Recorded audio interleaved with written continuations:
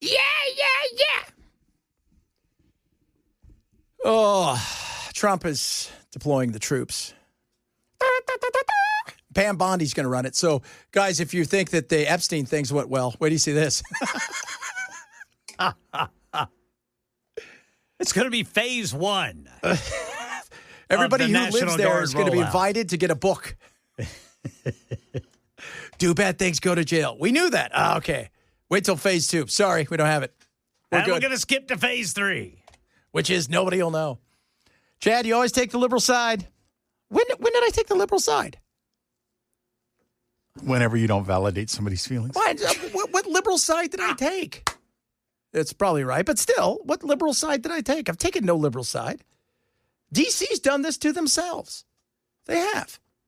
It's like with immigration. You did that to yourselves, Democrats. And what happens is we're seeing when you don't do things the right way and you allow things to get out of hand, what happens? There's an overcorrection. And then it goes over here to one side, and then people go, oh, that's a little too much. And then it goes back over to the other side. And where's common sense? Well, you know what the solution is? What? Legal weed. Yeah, legal weed. That'll fix everything. Legal weed. Well, they're going to do that. He's trying to figure out, okay, how do I do this without pissing everybody off? Hey, well, he's floating that balloon. He's put it out there, and let's see where it goes. It's like, what do you do? He's like, how do I do this?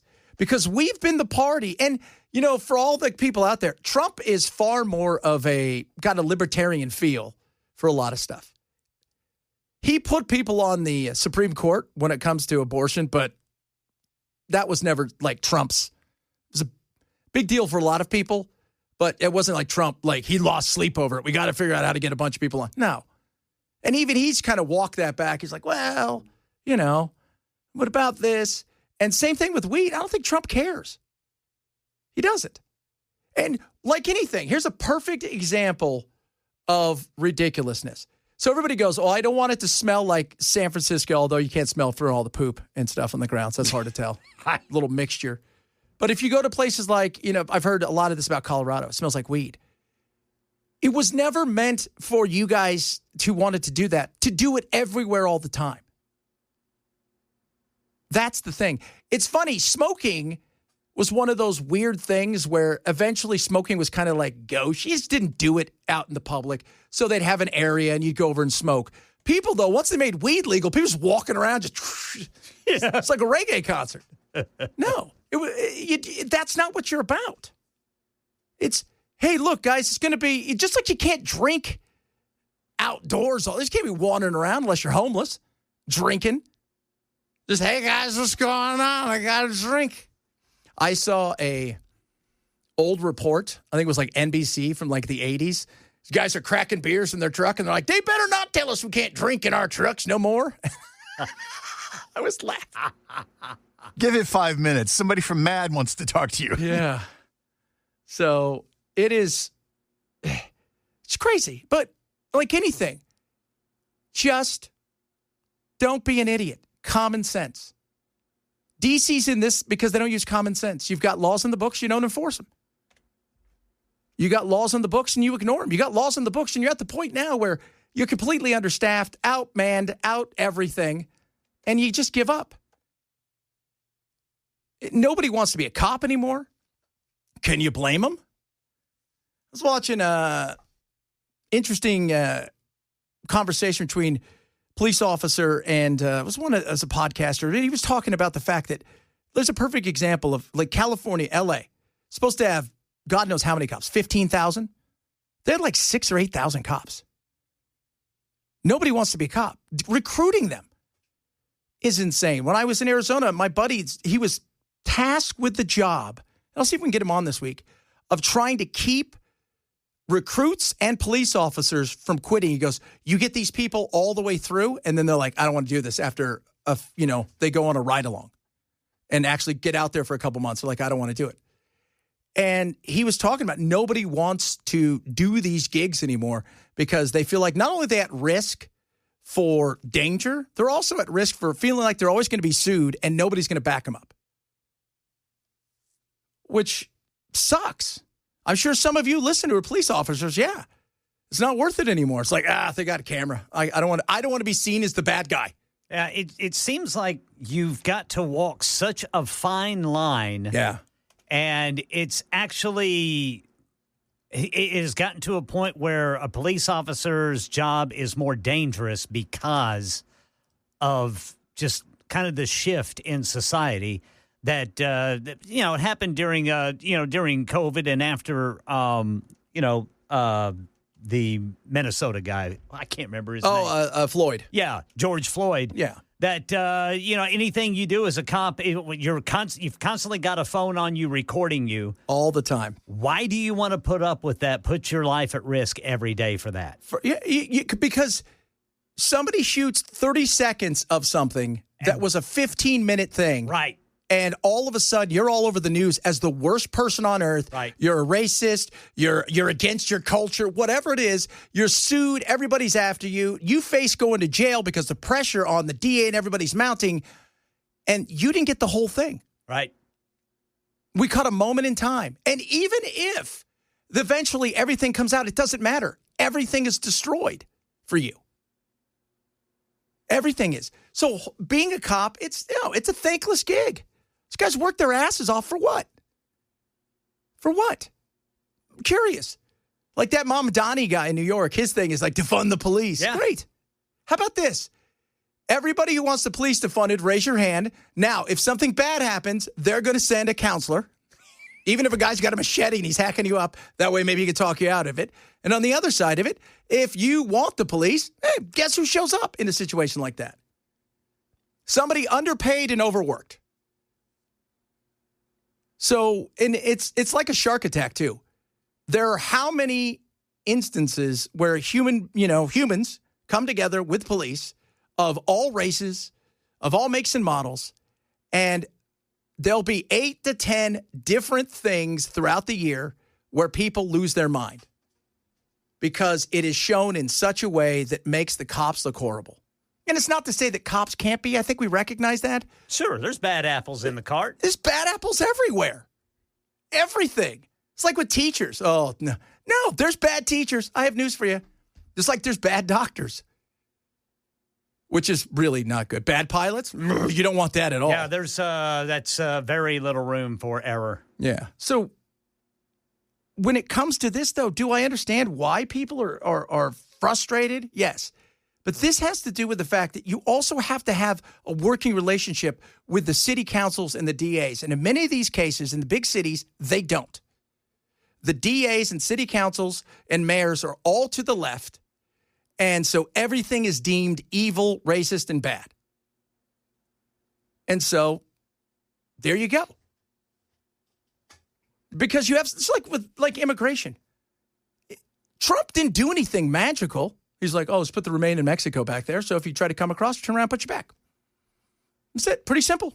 That was it. Biden's all, I need $50 gazillion to fix it. No. Enforce the laws that are on the books. And if you don't like those laws, then change them. But ignoring them is ridiculous. And that's what happens in too many of these places. No cash bail for everybody. Well, that's silly. Do I think some people are stuck in a situation where they're close to broke all the time, they got nothing, and they get picked on some stupid warrant that they've had for a while? Next thing you know, they're sitting in jail for months and months. They lose everything they have because they couldn't afford bail. That's ridiculous. I don't think anybody wants that, even some of you listening. But at the same time, do I think that if you're wanted on your 12th aggravated assault in the subway of New York for trying to light people on fire? Did you see that guy playing the cello the other day? He's playing the cello. People are filming him. Some dude walks up, picks up something, and just smashes his head. Good grief. And that person looked like somebody who was actually a writer. Not a homeless person, but somebody who's just kind of somebody going to work or school. Smashes him in the head. Mm. If they caught that guy, what happens? Oh, they'll let him out in 5 minutes. There's the insanity of it all. That's it. Don't be hitting the cello guy in the head. That's not very nice. Yeah, cello's good music.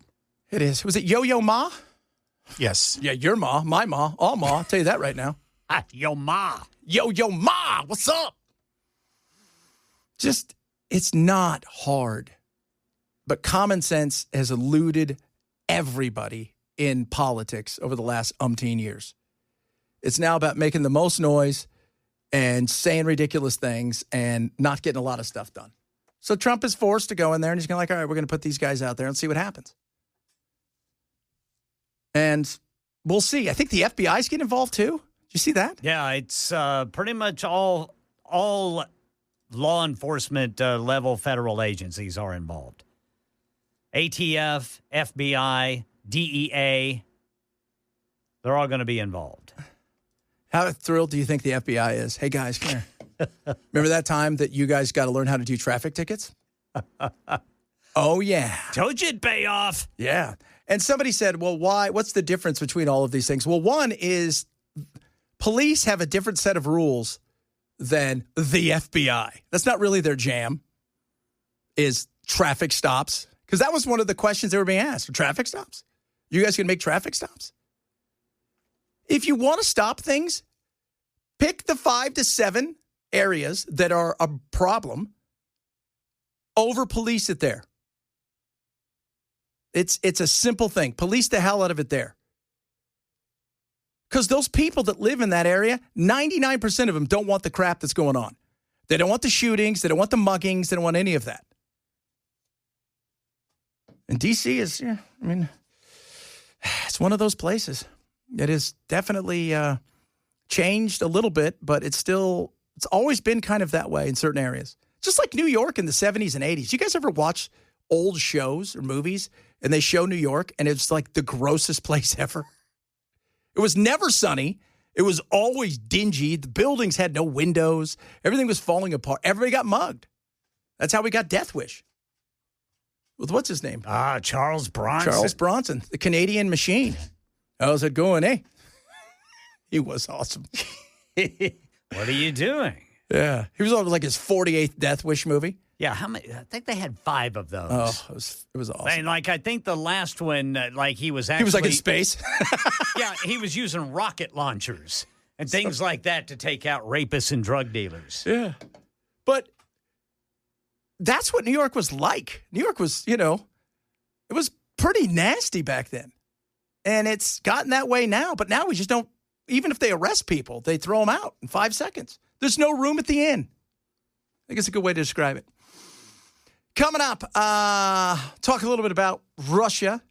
Got some great stories. This story about what this lady did, and you wonder, right? Just how did you? What was that moment in time? You're like, this is going to be a good idea. Like this right here is going to be a solid. I'm doing this, and you can't stop me. And the kids and your family are like, go for it. I think this is going to be great. So we'll talk about that as well as a bunch of other stuff still to come on this fun day. We also have some interesting Gen Z stuff, including the fact that they're bringing their parents to the job interview. People are like, that doesn't happen. Not just driving them there. Not but just taking driving them into the interview. Yeah, into the interview. Not just driving them, but like, hey, my mom and dad want to be a part of this. Okay. We'll talk about that as well. If you're missing the show, shame on you. Tweet at us. Text the program. You're going to tweet at Chad Benson Show. You want to text? 615-737-9986. All right. Chad Benson Show. Super Talk 997. I've never taken one time in the history of anything the right on anything when it comes to politics. Never heard him say it. I've taken a lot of stuff on the right and left when it comes to issues. It's called critical thinking. It's pretty crazy. Back in the 80s, we used to do that. We'd like, okay, tell me what the issue is, and then I'll make a decision. Nowadays, it's tell me what's the number. Is it an R or D? Are they red or blue? Then I'll tell you how I feel. We don't do that here. It's all about critical thinking. That's the truth, too. It's like, just tell me what the other guy thinks, and if he's on my team, then I'll believe what he says. Yeah. And I've come to, it's interesting because I do look out there and I just want the truth. Some people don't want that. Some people will take the truth and they'll bend it. I mean, and that's the sad thing when you've got facts and data. Here's all that stuff. It's only as good as it can be, depending on who's delivering it. And Ken and I talk about this all the time. The amount of work you have to do nowadays to find out what exactly is going on. It's hard. I got to go over here. Now I got to go over here. Then I got to go over here. And what about here? And then about this. And then about this. Constant cross-referencing. Yeah. And even then, you're like, is this right? Is this? And the GOP does not deserve blanket consideration as everything being the truth. The prime example being they don't cut the budget when they're in power. 100% right there. Good. They've never taken a single red cent from the debt. Yeah, they promise you they're going to. And they're there to fix the problem of overspending, and they're not. They're not. They don't do that at all. They've spent more. It's both sides spend. It's just where do you want them to spend? Where do you want me to overspend? Do you want me to overspend over here with rockets and stuff like that? Or do you want me to overspend over here with USAID because we're going to make puppets for trans people in Peru? Which is weird. Do you think people sit around and go, I'm going to come up with the craziest crap you've ever heard of and see if they'll give you $500,000? Yes. They're like, can you believe they did it? They did it. Wow. That's crazy. They did. They gave me $500,000. Now I got to come up with some weird puppet. All I had to do was buy some socks. With googly eyes. Hey, everybody. It's me, Cindy. Which is funny because the people in Peru could have done the same thing without the grant, really. They could have. They could have. Me, Cindy. It's me, Cindy. How you guys doing? I used to be a dude, but now I'm a woman. I used to be a glove. Now I'm a sock. I identify as a pair of pants. Oh, that's brilliant. Oh, my Lord. No, it depends on what it is, man. That's what you guys should all do. Even, who got fooled last week? Chris Cuomo. There was an AOC video out there. Oh, yeah. And he got super fooled by it. And he even came on and said, I got fooled by this thing. What was the video of? Yeah. Was it AI? No, it was like something about communism or Mom Donnie or some weird thing like that. Yeah. Oh. But she never said it, and it looked like it. It looked real, but I don't. Even last week when Trump was on the roof, I'm like, go check that 50 places, right? That's right. If C-SPAN has it, then I'm going with it. If they don't have it, it never happened. Yeah, I think C-SPAN just has cameras up in the nation's capital, and it's just constant. Yes. You can see a street corner near the Capitol. So we can see who gets mugged? Right. Oh, my. So what was he doing on the roof? Just looking around? He was surveying where construction will be for this new gallery or this ballroom he's planning. Which, by the way, why does it cost $200 million for a ballroom? Does anybody tell me why it's $200 million? For, maybe the walls are made of gold. Yeah, maybe it's a really big chandelier involved. If a tent is what they've used to holding in one of those big tents that are, massive and they're not like a cheesy tent you buy somewhere and that you go sleep out on the weekend that the bear's going to eat you in.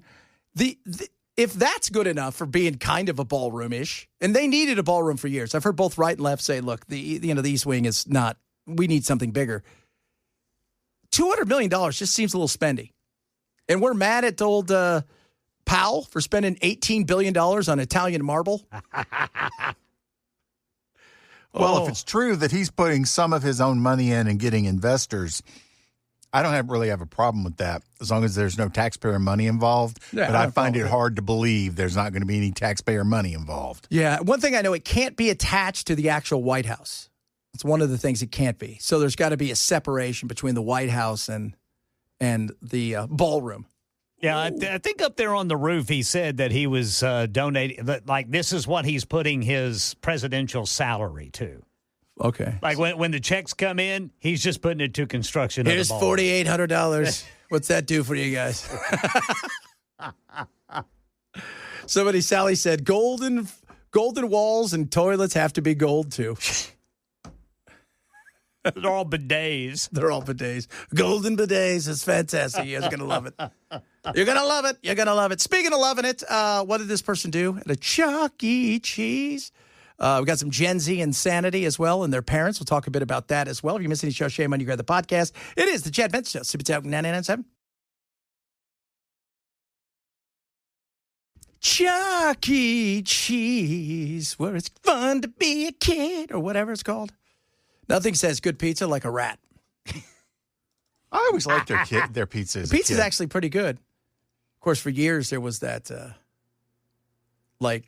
urban legend that any pizza that wasn't eaten, they'd take it back and they'd put it onto the other things. That there were some franchises that were caught doing that. Urban legend, though. They made it seem like that was part of their policy. Right, when it wasn't. It was just some rogue franchise. Trying to save some money. We don't like rogue. So a woman, stop me if you guys heard this one before, goes into a Chuck E. Cheese with family, not a child, but a woman, playing a game and decided, you know what? I really want that prize, and I'm going to go in there and get it. Go into the game? Yes, go into the game. Maybe you've heard of people getting stuck on a favorite arcade game, but one young lady at this Chuck E. Cheese in Burbank found out the hard way you can also get stuck in one as well. And if that happens, you can expect plenty of people with cell phones around to capture it. This was posted to the Citizen app. Around 3 p.m. Thursday, a still unidentified woman inside the Snow Day game console on her knees, her right hand stuck in a hole. With Gemini Burbank and Google firefighters Meet, took 22 AI minutes to free her. So I just want you guys to know that this woman went in to get a prize. She tried to get inside of the thing, and she's an idiot. And of course, what do you think happens in today's world? Everybody, before you call the police, we'll let them do it. I'm taking out my phone to make sure that everybody knows you're an idiot and we're going to film you. She is stuck in there with her arm. What the hell? And everybody's just filming her. Yeah, that's it. Nobody's trying to help her because you're stupid. You're stupid. So how did this happen? Good question, but the answer is not that clear. We did, however, find some social media clips showing how the game is supposed to be played. You get inside the little chamber, small colored balls drop down on you from the ceiling, and while you race a timer, you put as many of those balls into that hole as you can. We don't know if she dropped something in there or if she was reaching for one of the balls, but her arm was not budging. Would you try the game?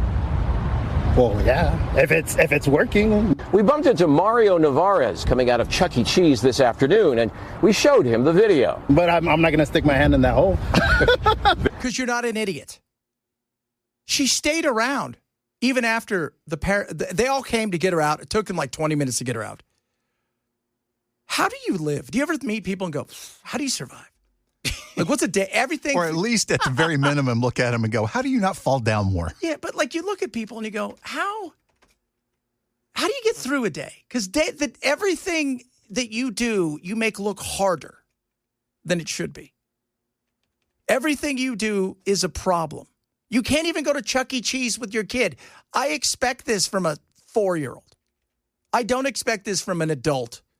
That's an adult, not somebody who's special needs, a regular old adult. And you're going to be forever known as what? The idiot got their arm stuck in Chuck E. Cheese. That's what you're known as. Every day I think, how do people make it? I talk to them. I do. I walk by, I'll go somewhere, and the stare. Nobody says hi anymore. And even if they do, they're terrified. We're living in weird times. Speaking of weird times, we talked about this before, and I got no way that's ever happened from a lot of people on the text line. Well, I'm here to tell you, it's happened. We've heard of take your kid to work day. It used to be take your daughter to work day. Now it's take your child to work day. But how about taking your parents to your job interview? Have you heard of this one? Would you do it? Would you want your kids to do it? A new study revealing over 70% of Gen Z job seekers have brought a parent to an interview. And get this, over 50% say their parents spoke with a hiring manager on their behalf. I want you guys 50%. So 70% brings mom or dad to a job interview. 70%. 70%? Yes. And then mom or dad, at the rate of 50% of that, will speak to a hiring manager. Oh, my. I don't even want my people I work with to know I have a mom.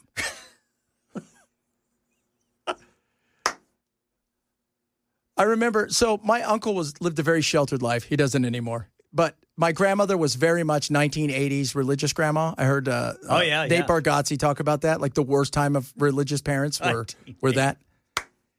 And when they finished World of Warcraft, so we're over there, we're having a huge party. I was over there with them. We're having a massive, and I mean a massive, because they just got it out. It might have been StarCraft, World of Warcraft, when they was making video games for Blizzard. 2:30 in the morning. My grandmother shows up with my grandpa and their little dog at work to see if he's okay, because they hadn't heard from him. I'm like, I came up to him, dude, grandma's downstairs. She's like, what? I said, yeah.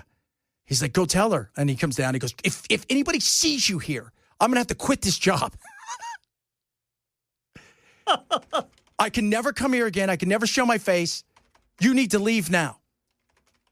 Now, parents are actively going with their kids to their job interviews. And these are job interviews for, like, you know, maybe you take your kid to the first job interview. Maybe they don't drive.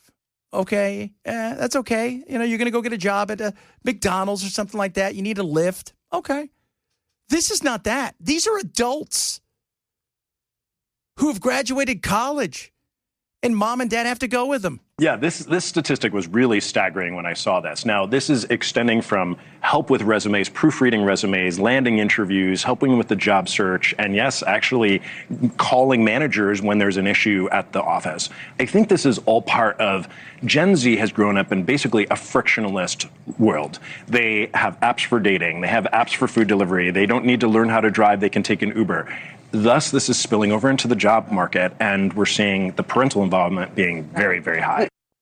Yeah, I don't even know what to say at that point. Could you imagine going, like, you've got adult kids. Could you imagine said, Dad, could you take me to work and talk to my hiring manager? I want you to know my boy is a top-notch human being, sir.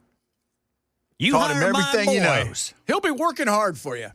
Now, how much you going to pay him? Well, how about we skip your son and just hire you? Yeah, what do I need? Yeah, let's go straight to the thing. Here's my personal phone number. He gives you any issue, you let me know. I've also got an answering machine. I mean, I don't even, what do you say to, because if I'm somewhere and I'm a hiring manager and you show up with mom and dad, and I look out there and I see mom and dad in the waiting room,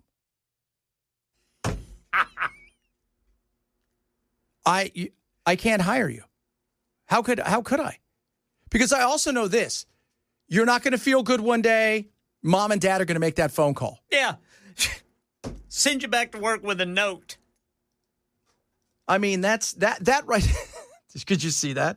Because I've heard that too. That's a big deal, especially in college, where their kid may be sick and they'll call in and say, little Johnny, who's 6'3" and 220 pounds, each out of house and home. Little Johnny, he can't make it in today because he doesn't feel well. I would be flabbergasted. You know, I've had some horrific interviews in my time, but they also were really valuable because they taught me what not to do in an interview, and they taught me how to be a better interviewer. And I would just be mortified if a family member was there trying to coach me on it or something during the process. Yeah, I don't even. We've taken that away from the kids. Somebody said, well, I agree. We didn't raise them. I mean, they raised themselves. No, wait, we did raise them. Not me, because my kids aren't old enough to have jobs yet. But they didn't raise themselves, right? Boomer parents, even some Gen Xers. This world that we live in now, where we've gone from even the helicopter parent to the bulldozer parent. And like you said, Belle, how mortified would you be? I was mortified when my mom would show up at parent-teacher conference because she was an awful dresser. I couldn't even imagine her showing up at anything like this at all. And we're not talking about a 16-year-old going for the first job where mom and dad are going to drop you off. Even then, like, I mean, how many of you listening right now, you're like, Mom, Dad, drop me off a block from school. I don't want to be seen with you. Now it's like, can you guys come in with me? And they may ask me some tough questions, so you guys hold my hand. Here's my mom and dad, teacher. Yeah. And the other thing they talk about is the fear to interact at all. And I see this every day. I walk home, as I do. It's like, walk here. Anybody over the age of 40 will say hi to me. Anybody in their millennials, but mostly the younger in their 20s, they look straight as if they're zombies and refuse to make eye contact with anybody. They won't say a thing. No, and if you say hi to them, they may fall over. And I'm like, hi. They're like one of those goats that just has narcolepsy and falls over when they get scared. What are those? The pygmy goats or whatever those things are. Yeah, the fainting goats. I'm fascinated by this bizarre world where you want mom and dad, because mom and dad did a lot of this for you. And the other thing is they talk about the Gen Z stare. And for younger kids, more Gen Alpha, I see a bit of issue because especially when they were younger and those first 2 or 3 years, depending on where you lived, where you had to wear a mask for everything, that maybe they didn't understand certain cues. But yeah, good point. But we're talking, pre-K kindergarten. We're not talking somebody who was in 11th grade and has now graduated college. Mom has to come to, to work with you so you can get a job because you don't understand facial cues. Oh, my Lord. My mom was a bad dresser, though. A bad dresser. She was. I'm like, oh, my mom's coming tonight. It's awful. Somebody says, I'm 40. I've been trying to get a job with the school system for the last 8 months. I've been mortified. I'd be mortified to bring my parents with me. Oh, my goodness me. That would be, I couldn't even imagine that. The only reason to ever take a parent to work is if your family is just exceptionally rich and your father can sit there and go, look, if you don't hire him, I'm going to buy your company and fire you. Yeah. Yeah. You don't want that. The one thing that just stands out about taking your parents to a job interview, the hiring manager is going to look at that and he's going to see the word drama just in big red letters flashing. It's like drama. It is. It's like, what's it called? When you get the resumes and they've got the they, thems and all that kind of stuff over there, automatically you throw it away. Nope. Why? Because it's a lawsuit waiting to happen. Yep. That's it. Nope. I see mom and dad making phone calls for you here. I see me giving you, hey, you're not doing it right. You go home and mom and dad say you've been treated wrong and either call me or they tell you to quit. We should have thought about this in advance, but we could have gotten Paul in here, our boss, to ask him what he would do. Oh, yeah. If somebody tried to bring their parents into an interview with him. I wouldn't even, I couldn't even imagine that. I couldn't even imagine that at all. If a parent came with somebody that I was interviewing for they come, hey, I'm interviewing for your job. Hey, you don't mind if my mom sits in? Oh, yeah, I do mind. Well, hold on, what's your mom look like? Oh, I totally mind. Not very nice, Jack. You're hired. Oh. Is she single? Yeah, well, you're promoted. You're promoted hire. This is it, kids. This is it. Somebody said just think they're going to be voting. They'll be voting maybe they're probably voting now, voting next year. As long as mom and dad can take them to the bowls. Show them how to use the machine. I don't want to go in there. Don't look at me. If you're missing the show, shame on you, grab the podcast. Shame. Shame. Chad Benson Show, Super Talk 997. Is it BYD? You guys don't know what BYD is. That is the Tesla of China. Man, it blows Tesla away. Really? It does. It's incredible. Got air conditioning? It does. It does all kinds of air conditioning. All over the car, too, not just in like one area. That's all King cares about is the air conditioning. Like got it in the front, it's got it in the back. Yeah. And it is, BYD, if you guys have never seen, go look at them. And the affordability of those things in China is massive. And once they really start shipping them, the battle is Tesla's. Do you know what the equivalent price is in U.S. dollars? Yeah. So BYD's it's an automotive company over there, and obviously they stole a lot of stuff from the. No, China doesn't do that. And it's about. It's probably about a third. Oh wow! I mean, as you're gonna save about a third. So like they're high cost. If you can even get I think they do some gas ones as well, but the hybrids. If you get the hybrids and the electric, I mean, they're super, super cheap comparatively, and they're incredible. And that's why I mean, I know they've got some. They're trying to bring some of them over here. I don't know if they've been released yet or when it's going to happen. They're going to have a pilot program, but tell you what, if I'm Elon, I make sure that things stay away from here. Because here's this, okay, right now, these are their big models, 36,500, 40,000, and then 31,400. And their ranges are pretty damn far, and they charge super fast. And most importantly, their their automated driver thing is really good. So is it, I mean, Teslas are awesome, but they're super expensive. I mean, you can get some okay ones, but they're kind of expensive. They're great cars. But this is going to be a battle here. Coming up, hour number 3 of the program.